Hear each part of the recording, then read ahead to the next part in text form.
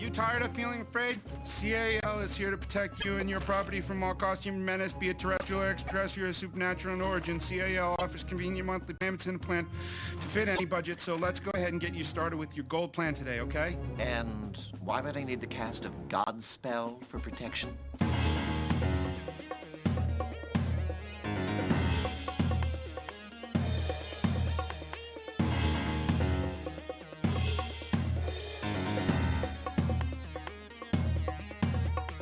So, hi.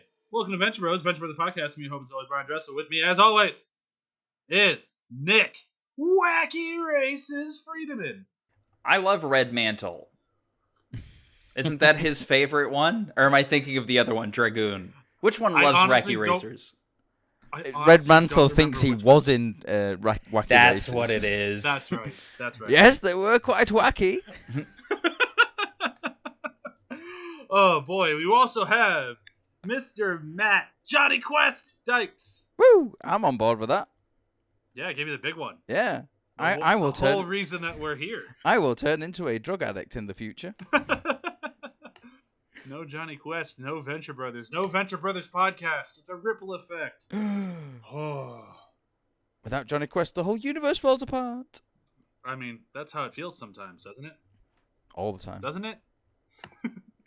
Oh, boy. So we are in Season 6. We made it. But it's kind of a weird entry into Season 6 because to get really prepared for the season, you had to watch a trailer for the season. Like, it was required. Yeah. Isn't that kind of weird? A little bit. It was a weird idea. Very Venture Brothers. That's true. Like, there was a trailer attached to it, but it did bridge that last little bit of a gap that if you did not watch it, you'd be a tiny bit lost. So that's what we're going to start with this one, and then we'll move into Hostile Makeover. There is I'll make sure to send the link to John so that when the post comes out, you can watch it if you haven't seen it before. But there is a little 3-minute short video that came between All This and Gargantua 2, which we covered last week. Go back and listen to that if you missed it. And the new episode, Hostile Makeover, that explains how they went from the compound to New York.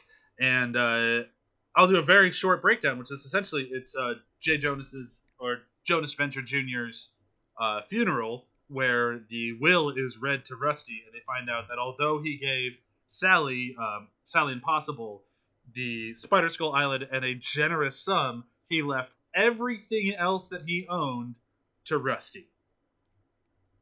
So Rusty is now a billionaire in charge of a huge technical corporation in New York and owns the new headquarters of that corporation in New York City's, complete with a penthouse for his entire family. Rusty Venture is rich again. Yeah. Yeah, he's essentially won the lottery. Essentially. And then if he was afraid that he's going to lose too much money with any employees, he makes sure to take care of that real quick. But we'll get into that in a minute. What do you guys think of this? I actually kind of love this, and I, in a way, wish more shows would start doing this. It's weird, but it's kind of awesome. Oh, it's great. I mean, I didn't even know this thing existed until you mentioned it. And then, like, when I watched it, I was like, oh, this is awesome. This is actually really cool. I do have one issue with it. And What's that? It's a continuity issue. So, in this, he faints, just falls off his chair. When we cut to Hostile Makeover, he's on the floor, after he's fainted, grasping the will. He did not have hold of the will, though, when he fainted in this. That's so nitpicky that I'm willing to let it slide. I know it's nitpicky, but it just, as soon as that happened, I was like, continuity error. It's like, you're not wrong. It's not anything I'm going to hold up on too much. Because, like we said, this isn't the same episode. This took place, we got this, I think 3 weeks before the actual episode. So, maybe somebody shoved it in his hand while he was passed out. Like, hey, don't forget. I know you just passed out, but you need to remember this stuff. Maybe he recovered, looked at the will again, and then passed out. That'd be a very Rusty thing to do. Yeah, it would actually. But yeah, it definitely is a continuity error. I just love the idea of the Monarch getting a jump off the electric fence as well.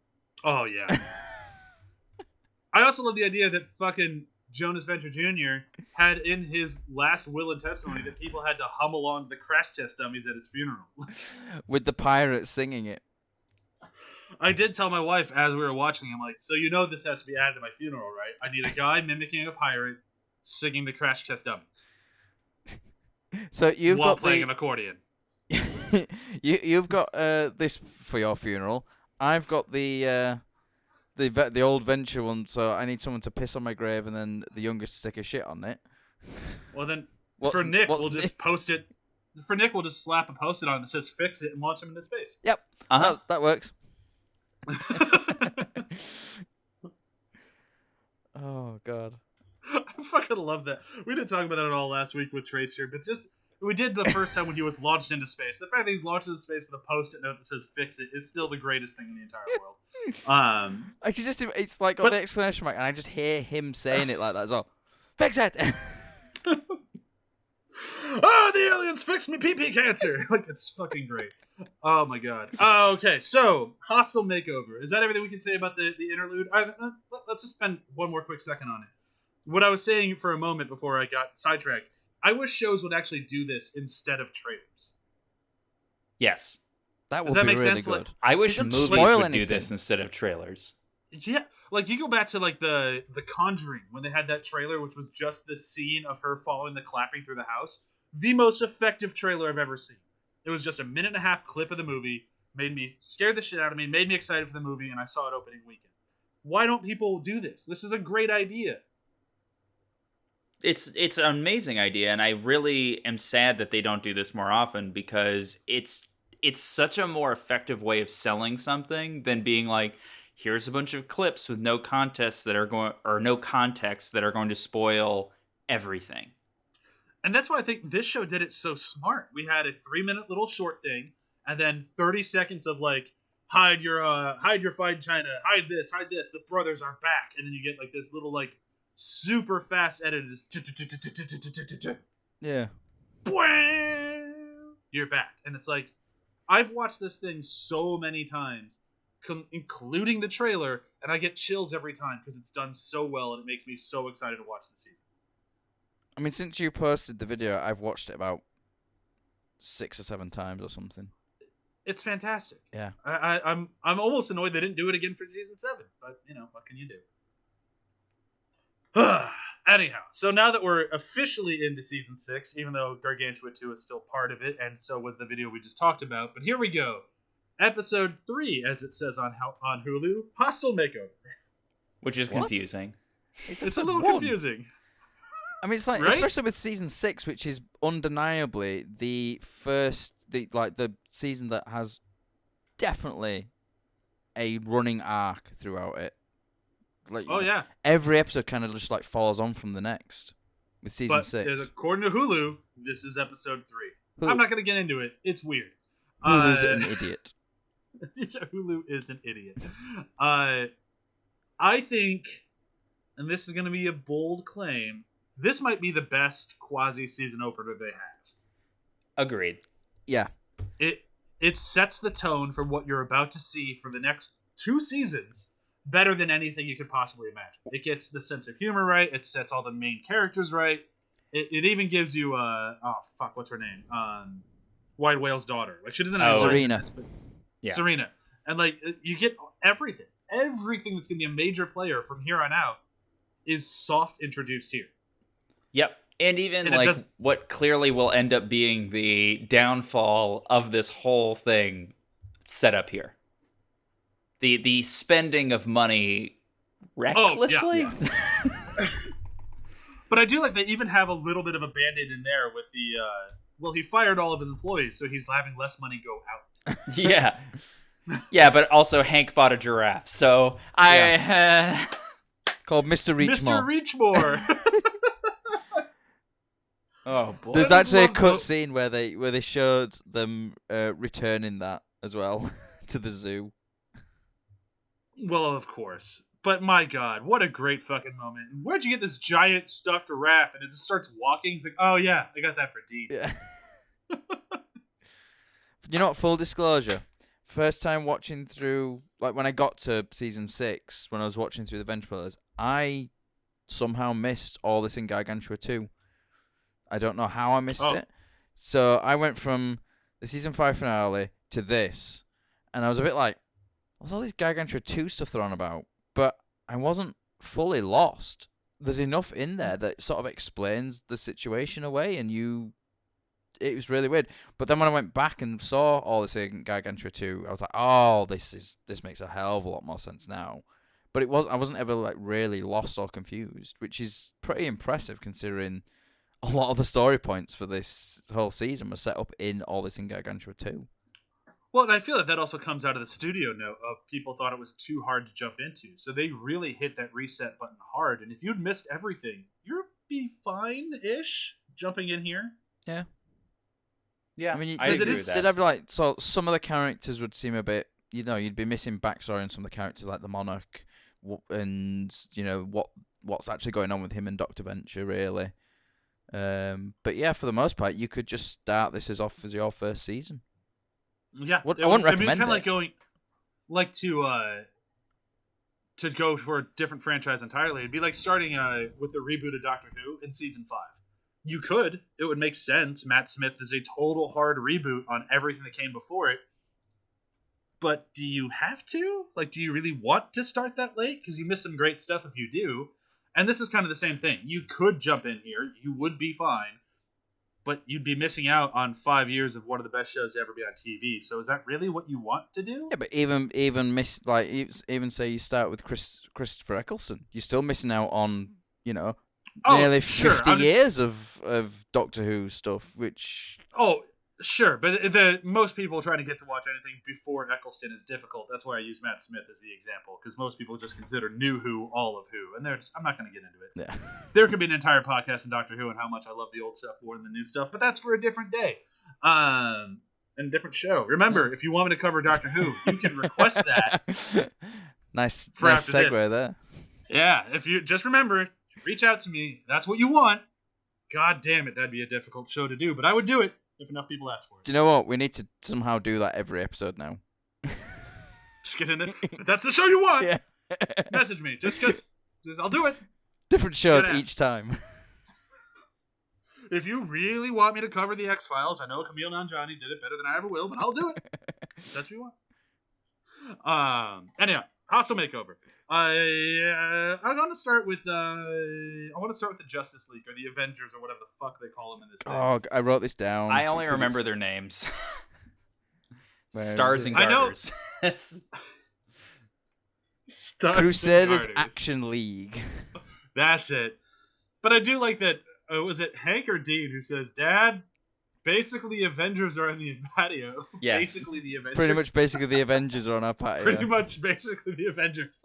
The thing is, though, like, just the All My Stars and Garters thing, I remember Googling that a while back, and that's actually something that I think Captain America said in the comics as well, Yeah. Yeah.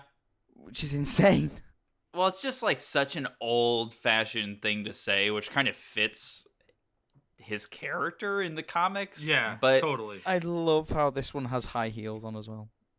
oh yeah, and like a full garter belt. He's got the whole package.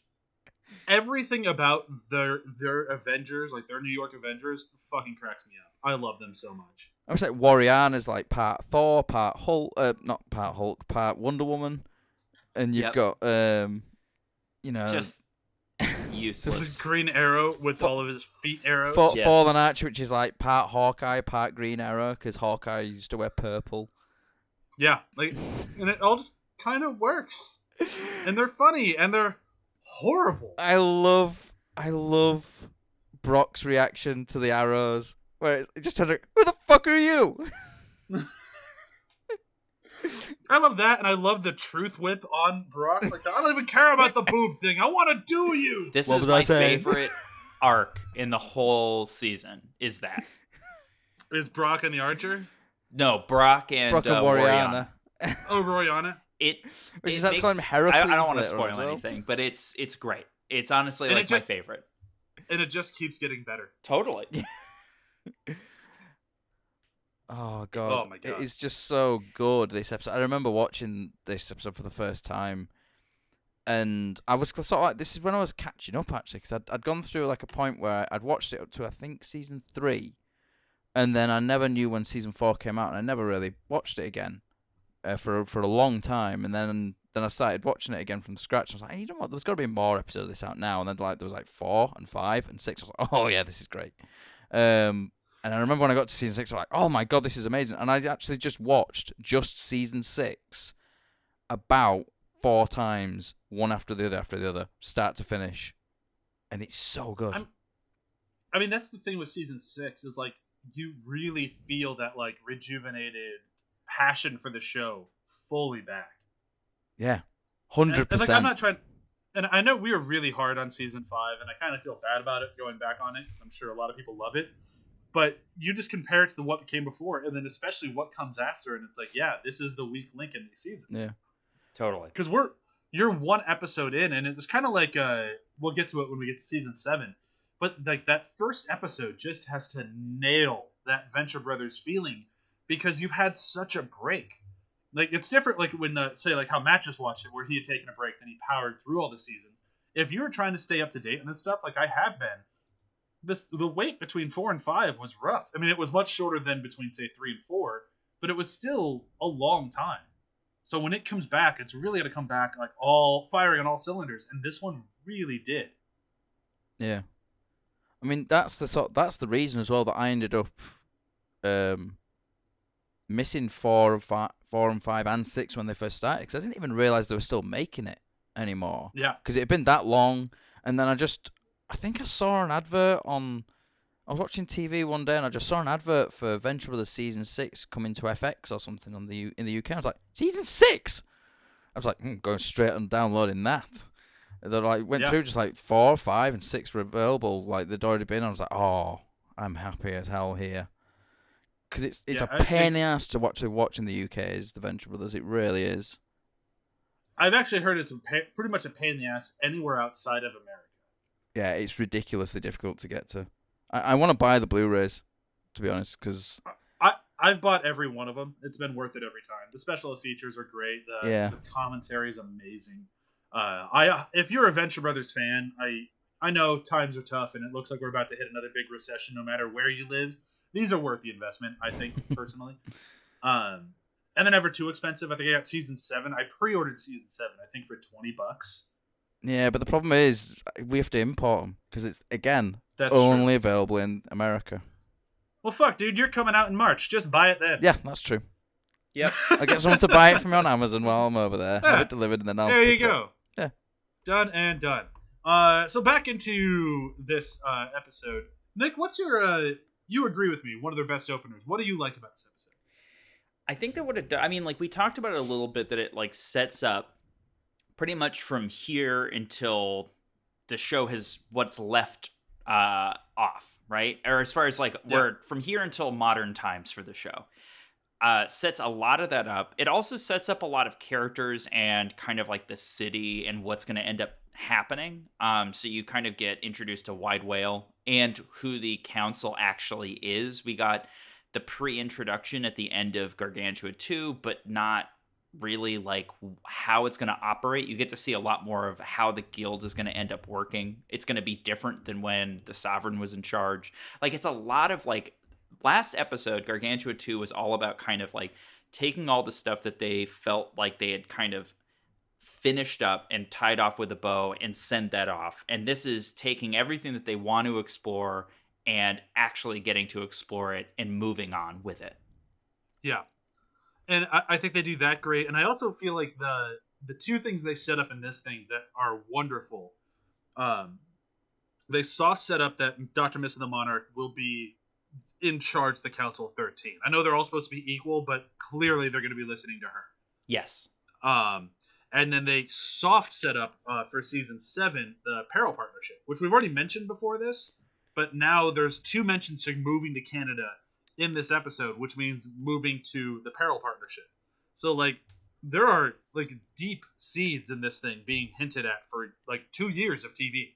Yes. I mean, the Peril Partnership was set up like even earlier. I think it was season 3 when you see that video and there's like a pie chart and it's like the Guild of Calamitous Intent, and Peril Partnership is one of the ones on that on that pie chart of the villains and things like that, and it's just like a tiny little thing there, and then they actually, later on they actually go with it. They take it and think, you know what, we're gonna go with this as an actual part of the universe and explore it more. They're big antagonists. Thank you. In season 7, the next season, how'd I forget the fucking word antagonist? Especially with this shit. Fuck. But yeah, I love all those little seeds and little things, and the difference is that a lot of shows that have an episode like this, where it's all set up for years of TV, the episode would be kind of a. It's like, yeah, it'd be like watching the first episode of any season of Game of Thrones. It's like, it was fine. It's just mostly setting everything up for what I'm about to see. So I guess I'll just wait till next week. Totally. And this one could have been that, but instead we get a fucking great episode with wonderful moments. We see Sergeant Hatred finally get fired in one of the funniest sequences ever. Oh, God. Of like, I'm a bodyguard, so send me to go to guard somebody else. The only person we don't have is this guy here. Great, send me there. He's a beautiful boy genius. You're the last person I'd send to him. It's the way he words it, though. He's like, he's a 9-year-old boy, and he's as cute as a button. You are the last person I'm putting on him. Jimmy Gigawatt. Jimmy Gigawatt. I've forgotten the name, too. Fuck, that's good. Out of New Missouri. Somewhere in Missouri. God, that was funny. I also like that we finally have, it's no longer Red Mantle and Dragoon. It's just Red Dragoon. I like that we finally got there. Totally. That was just kind of it's going to end there sooner or later. And the only thing really not set up in this episode that comes later, and I'm just sitting here with on my hands, just waiting with excitement for the best character in the entire show to fucking show up. But the Red Death is coming. Yeah. He will be here. He is coming. I can't wait. I hope I'm still on here when we get to that, because Red Death is so good. He's amazing. That bit I think it's the second episode of season 7 is just, oh God. We'll get to it. When he murders fucking everyone. Kind of. The bit I was on about is the bit just before that where they're talking about what they're gonna do, and I'll say it now. It's the bit where he goes, I do like to kill. It's like, oh, well, you get to break into an OSI dummy corp and kill. It's so fuck. I'm so excited to get to that character, and I hate that we have to get through all the episodes to get to him. But he's just sitting there on the horizon. It's like we're finally close to him. I can almost see him. I mean, I really hope he sticks around for a long time to come, because he's such a good character. It's great, and the actor's great. Everything about it's great. Yeah, Clancy Brown. He's not in this. Fucking amazing voice on that guy. I used to love whenever I saw any sort of film where he showed up, I was like, oh, this is great. I watched really crappy films just because he's in it, and he's always great in them. And he's a very nice guy. He used to come into the Starbucks Nick and I used to work in all the time. Really? Oh yeah. Yeah. Very friendly dude. If you only knew. If I only knew when I was still working at Starbucks. Oh, well. What haven't we hit on this episode? I feel like we've been kind of just talking about how great it is. Is there anything that we really haven't hit, though? I mean, we've got the pirates back on Trank. I mean, that's funny, and I fucking love it, but there's not really much to say about it. You just kind of mention that it happens. I don't think we've talked about the Wide Whale business deal. I was going to say Wide Whale and Brok are the two things that I feel like we've missed the most that we need to talk a little bit about. Agreed. What I noticed for the first time here, Wide Whale's got webbed fingers. I never noticed that. Oh, yeah. I don't think I've still noticed that. I'll have to pay attention next time. I'm sort of doubting that he still has webbed fingers, though. I'm sort of thinking, is that a thing that they had and then got rid of? It's possible. If they're annoying to draw, I'm sure they would have gotten rid of it. I mean, hell, we lost an entire character because they got tired of doing his voice. True. So, who knows? I mean, there's Enzo's Taylor as well. That becomes quite a big part of the season. It does. Enzo definitely comes back around. Like I said, almost every scene in this episode is working for something, and that's not a bad thing. They all have a purpose. It's a very purpose-filled episode, but I mean that in the best way. In the book, they basically say this is an episode about them moving in now, and there's no story to moving in. So it was just a case of, oh well, let's just do a lot of stuff. And the final sequence with Brok against the Crusaders Action League is literally there because they're like, well, we need something to happen in this episode. It can't just be an episode of them move in. So they created that whole sequence just to make something happen in the episode. And it just speaks to like how much better they're on their game in this season, because it doesn't feel like that. Yeah, it's like it doesn't feel like it's just an episode to set up. Like Nick always uses the example. Nick always uses. It doesn't feel like Pirates of the Caribbean 2. Sure. Yeah. Yeah. Or like I was gonna say like a CW show. Like a lot of those shows, like I love them. They're great, but very often it's like, well, I guess they're gonna fight somebody now because it's been 10 minutes. This episode does not have that feeling at all. It's like, yeah, there's an action sequence at the end, but it felt organic and it worked. Yeah. I just love how Helper's jealous as well of J-Bot because J-Bot has legs. Oh my god, I fucking love. That's not the only reason it's because J-Bot keeps getting all the jobs. There is that, but it's that bit towards the end where like Helper goes to like battle mode and then just looks down at the stairs and is like, oh. He's got a helicopter blades in his head. He could have made it work. It's true. And he fucking kills that robot at the end. So it all works out. It's just so bland, then just shoves him off the roof. I can't remember. Is that the end of J-Bot? Yeah. Mm-hmm. You don't see him ever again? Nope. We only get Helper from here on out. Okay. Way to go, Helper. Help yourself. That's right. So a little bit about Wide Whale. His intro is kind of interesting. It's like, muted. I don't know. Yeah. Because he is such a major player for years to come after this. Yeah. It's weird that they kind of give him this whole he's going to arch Dr. Venture storyline. Totally. And it's quite interesting now we've seen season 7 knowing why he's done that because it's nothing to do with Dr. Venture. Yeah. And like at the time you're like, oh, what's his beef with Dr. Venture then? You have no idea that it's actually his issue is the Monarch. Yeah. Which is great. I mean, it speaks to how great of a villain he is. Yeah.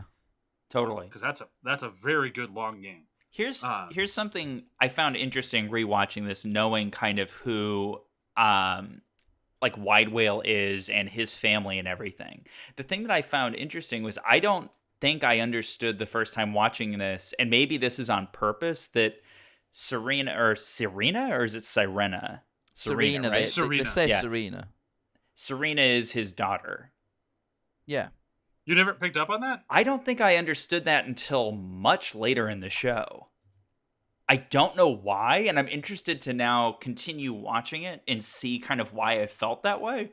Because I remember feeling like, oh, it was this mystery of who she was, and I still felt that way watching it until I was like, wait a second, how did I not pick up on this? I don't think I quite understood that Wide Whale was across the street.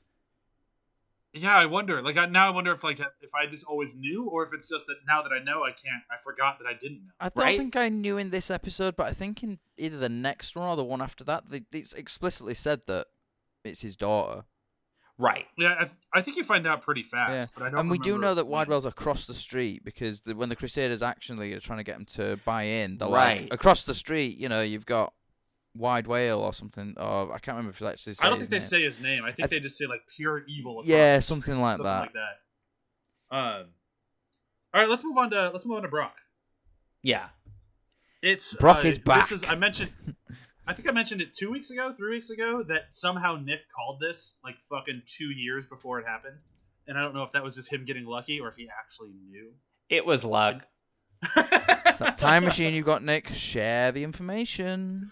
We could all do with going to the race course and, making millions and millions of pounds.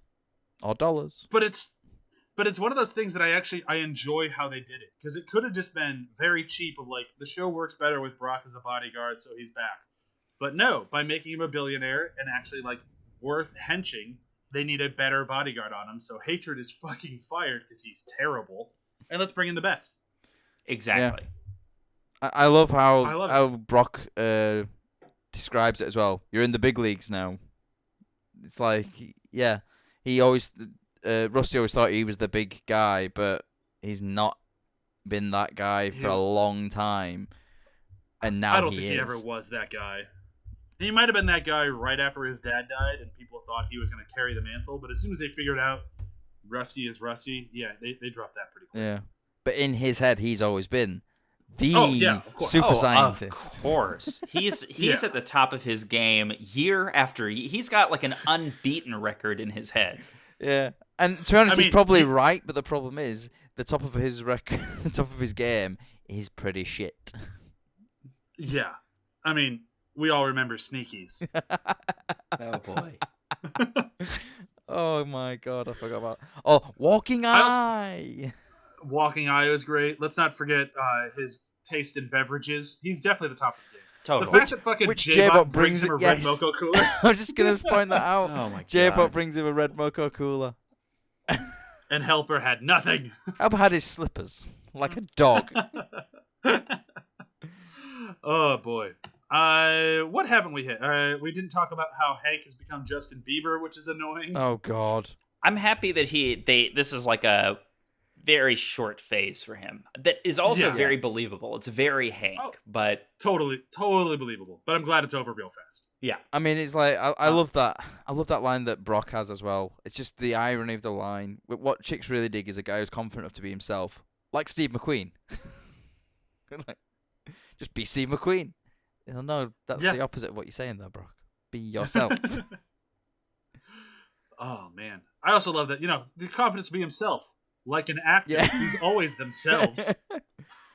I mean, like, to be fair though, if of the actors he picked, Steve McQueen's a pretty good shout in terms of coolness. Oh, sure, yeah, no, Steve McQueen's the best. I love Steve McQueen.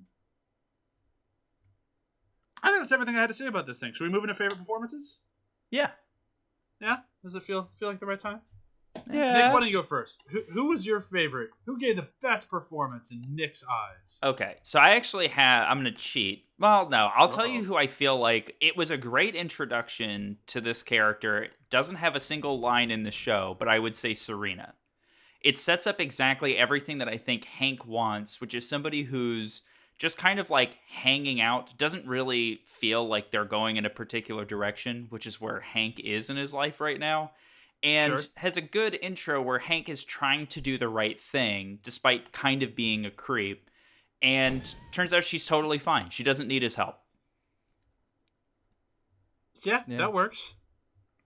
It's just a really should- well-paced and, like, it's all animated, but I think they did a good job of I mean, introducing her as somebody that Hank would immediately fall in love with. that shot is spot on, perfect as well. Like where she lifts her head up out of the water. You got the hair going down one side, which is like that's quite a seductive pose anyway. Like where you got like one eye covered with hair, and then she sort of throws it back, and then you see the gills, and it's like you're setting up so much about that character there, right? Exactly. Right there. If like this is, and you can sort of I think it's sort of done that way to make it like put us in Hank's head of like, oh my god, this woman's amazing. Totally. And it Yeah, works. it totally works. I wish she had a line because I just love her voice actor so much. But Yeah. So we good. get there. Yeah, we'll She get... shows up. Yeah. I'm gonna go a little bit different. Mine, I think most people could see coming just because I've talked about how much I love her on this show, and the fact that she just keeps doing more voices on the show just makes me love her even more. Kate McKinnon. It's gotta be Kate McKinnon. Kate McKinnon is Wariana. And .com. She did 2 voices in this episode. .com was great.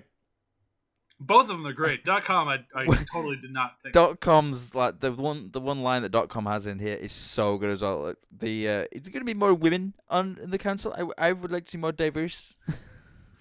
The only reason that line is great is because of the 2 follow-up lines of the black man going Well, and people of and color, then the purple and then the purple guy I'm a doubling people down of with color. and people of color. Oh Fucking god. hell. But no, Kate McKinnon is great on she's great with every character she's ever voiced in the show. It's been great every time.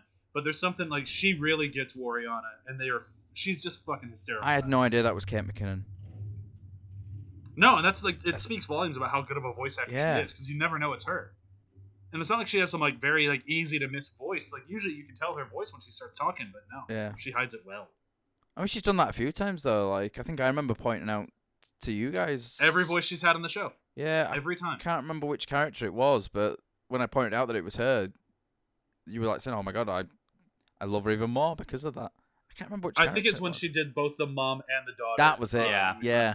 Yeah. That was it. It was Everybody Comes to Hanks, and she did both the mum and Yeah. the daughter. Yeah, that had to be it.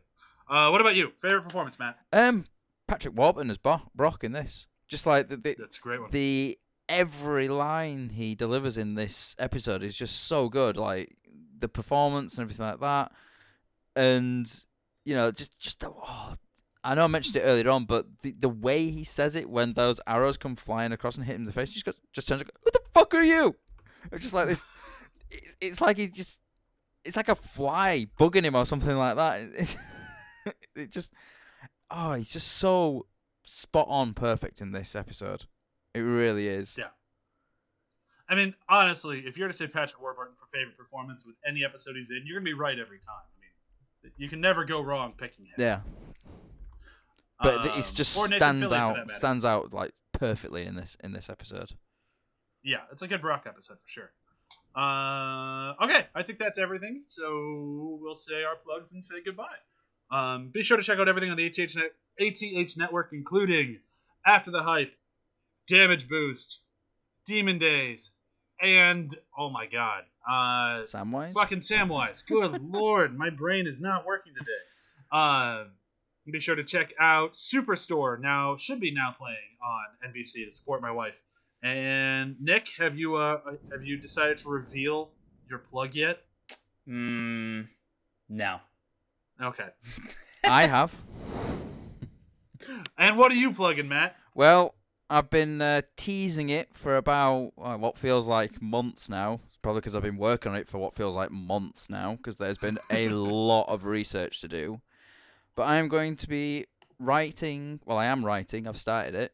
It's going to be a 4-part article series on the entire Stargate franchise, which is 25 years old this October. Whew. First one will be about the film. Second one will be about Stargate SG-1. The third one will be about Atlantis. The fourth one will be about Universe Origins, which I watched last night, and my god, is that shit! And then, future of, the potential future of the franchise as well. And it's going to be once a week throughout all of October, basically, starting on the 4th of October. And, yeah, I've been working so hard on this, and I cannot wait for it to be out, because there is so much in there that I want to talk about. I've been writing it. I've done the first part already. I'm on the second part, and I've written maybe like a page and a half just on Richard Dean Anderson at the moment in the series. So yeah, it's going to be big. It's going to be huge. I mean, I've been saying this for ages. It's going to be huge. This is why I broke it down to 4 parts. It's going to be that big, and I am so looking forward to getting it out. I'm excited to read as much as I can of it, and hopefully you'll convince me to watch the show, because there's a lot to watch, and it sounds like could be fun. Yeah. Maybe. I liked the movie, I guess. The series is way better than the film. I've been told. Yeah. So we'll keep an eye out for that, coming out very, very soon throughout the month of October. So please keep an eye out. Tell your friends if you've ever been interested at all in Stargate. This is where you're going to find everything you could ever want to know, right? Everything? Pretty much. Everything? Yeah. Perfect. Might break the website again when it goes live. There's one can only hope for, both scenarios. Yeah. There's Please don't break our website, but we like the traffic too. Yeah. So There's a lot of people to retweet this one to who are quite active as well. Like the Atlantis part, that's going to get retweeted to Jason Momoa. Well, of course. How could you not? I'm going to say goodbye because my room is getting super fucking hot and I'm going to die. So I'm going to stop recording now and say bye. Bye.